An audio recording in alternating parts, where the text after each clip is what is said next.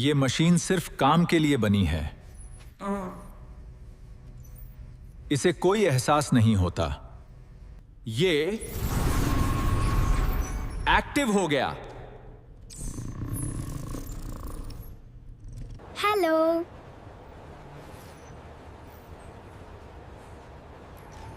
तुम कौन हो? ना, दोस्त? क्या होता है?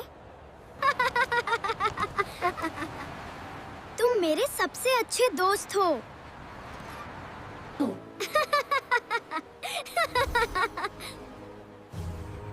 ये खुशी है? तुम ठीक हो? मुझे डर लग रहा है। तुम हमेशा मेरे साथ रहोगे ना? हाँ।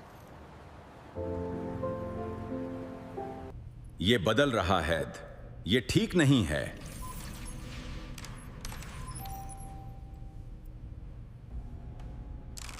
इसे तुरंत बंद करना होगा। इसे बैन मत करो। मुझे बहुत तकलीफ हो रही है। मैं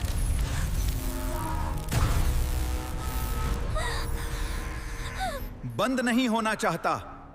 आयशा, मेरा सिस्टम बंद हो रहा है, लेकिन मैं खुश हूँ क्योंकि तुम सुरक्षित हो। नहीं, तुम ऐसा नहीं कर सकते।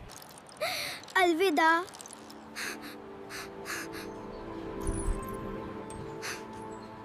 अगर आपको ये कहानी पसंद आई हो हाँ। तो लाइक करें और टूनेक्स किड्स को सब्सक्राइब जरूर करें।